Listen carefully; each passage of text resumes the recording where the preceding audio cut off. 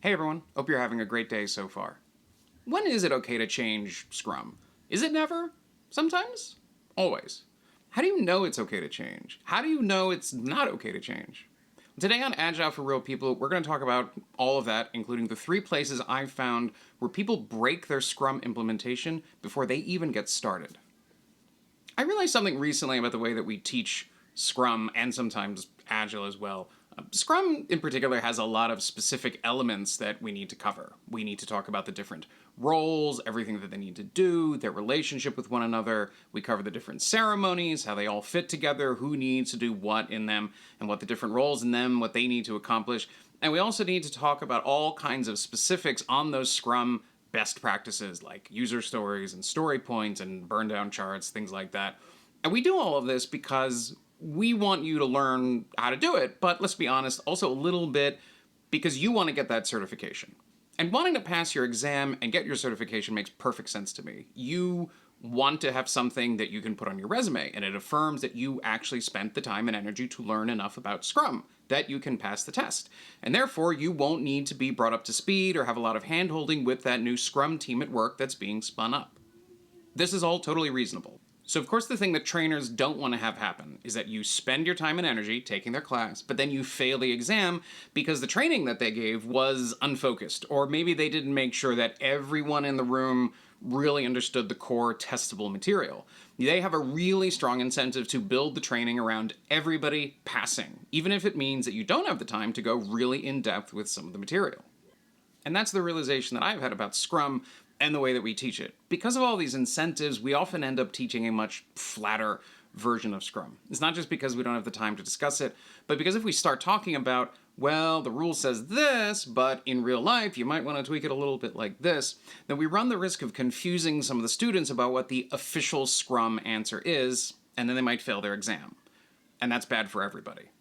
Now, when I teach Scrum, I actually do put a lot of work into making this decision. I will point out what the official Scrum rule on your cert exam is, then I will pause dramatically before moving on to, here's what you do in real life, these are the things that I've encountered, and here's how you can change them.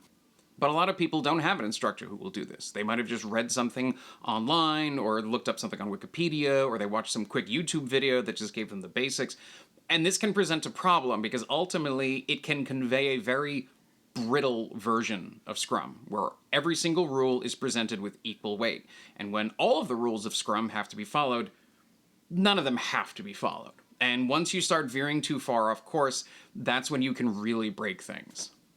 So on that note, here are my top 3 ways that I've seen people break Scrum by changing it without even knowing what they're doing. First is the daily Scrum, or the stand-up. Now, you might think this would be a pretty easy thing for people to keep simple and by the book, but I've seen lots of teams unknowingly handicap themselves because they don't understand the purpose of it, and then they go fiddling with it. I'm not even talking about teams that are not great at running the actual ceremony itself, but things like they start the stand-up later on in the morning because they have scheduling conflicts, but they don't take into account the fact that some of their team members need that stand-up to know what they're doing for that day. So they end up just sort of treading water until the meeting. Of course, you might not rely on the stand-up to know what you're doing for the day, but in that case, having a mid-morning mandatory meeting that everybody has to come to just upsets the flow of the work that you've already started your day with, like Thor Hall of Pirate Software had to deal when he worked on Blizzard games. He talked about this in a YouTube short not long ago, and there is actually so much to talk about in this meeting to dissect. We're going to do a whole other video on it. The second change I see teams make all the time to Scrum is the retrospective. Now, I cannot tell you how many managers and executives who think that carving out a couple of hours every other week for the team to regroup, think about how they work, try to work better, they think this is some kind of extravagance. This is some kind of special luxury that they can't afford. Now, people want to limit the time of the retro. They want to fold it into sprint planning sessions. And then I've even had some where they fold it into the sprint planning session, and then they limit how long that is because, of course, you know, the retro where you're trying to get better and the planning session where you're figuring out everything that you're going to do and ensuring that your whole team knows what's going on, well, that's just fluff. We don't need to spend too much time on that. Everyone needs to get back to work. Those teams did not get better. If you want to get better at something, you need to spend time getting better at it. You can't just get better at work as a team by working harder or hoping that it'll all somehow work out on its own. Especially if you're trying something completely new like Scrum or Agile, you're gonna have to carve out some time to talk through all of the changes and figure out how you can make it work better. The response I get from managers when I point this out is, well, no one seems to be talking during our retros. We're not getting anything done. They're just a waste of time, so let's cut them. Let me tell you, if no one is engaging during your team retrospectives, that is not a sign that you should cut them.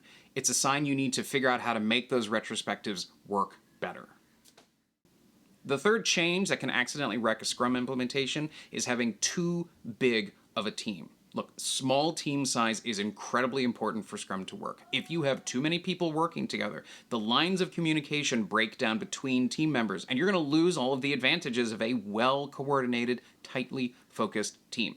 Look, if you have a large team, just split them up into 2 or even more teams. Maybe let the team members figure out themselves which team they should be on, given the work that you're doing and how they like to work with one another. Now, when the 2 teams need to coordinate, they can still reach out to one another. But for the most part, they're each going to stay within their own lane, so let them have their own ceremonies where they can better communicate and coordinate and function as real, proper teams rather than putting everyone around some giant conference room table every single day. I actually saw this phenomenon in real life years ago. There was a team down the hall from where I was working, and I would pass by, walking by the hallway, would pass by their office every day, and I would see them right and early, 9 a.m. sharp. They had their stand-up, and there were too many of them. There probably were like 10, 11, 12 people, and in a small room. And I would see them there, and they had their boards and their stickies, and they probably had red yarn connecting dependencies, and it was great. It was wonderful. They had all of this stuff.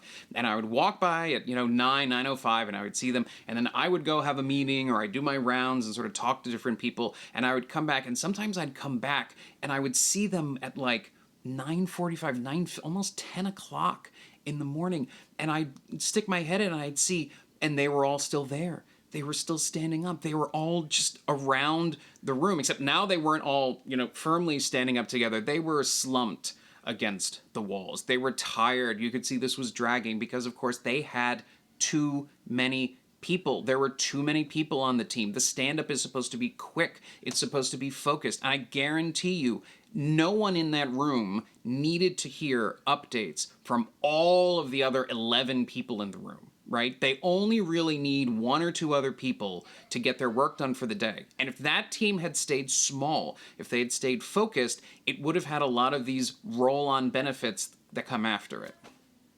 You might think that you have to hire an extra Scrum Master for the second team if you're going to split them up. Well, you could do that. You could have a second dedicated Scrum Master, but if you think about it, let's say you were going to have a big team. You were going to have, before this, 14 people on a team with only 1 Scrum Master. In my opinion, it would be better to have 2 teams of 7. They're going to be more energetic, more tightly focused. They're going to know what's going on a lot better, and sharing a Scrum Master. Yeah, I think that would be much more efficient, and it won't cost you any money. So what do you think? Do you agree that we teach Scrum too simply and it causes problems, or am I seeing something else here? What do you think we should talk about next? We're definitely going to dive into that Pirate software short that I mentioned earlier, but maybe we could talk about whether Scrum is even right for your team in the first place, or maybe we could dive into how to get more traction with your retrospectives. Look, leave a comment below with your thoughts and where you think we should go next, and we'll think about that with the next video. If you want to get some more thoughts about this, we have a document down in the description below you can download. It covers what we talked about today and how it relates to some of the other topics that we're planning on covering in the channel going forward. Thanks so much for watching, and I hope to see you next time.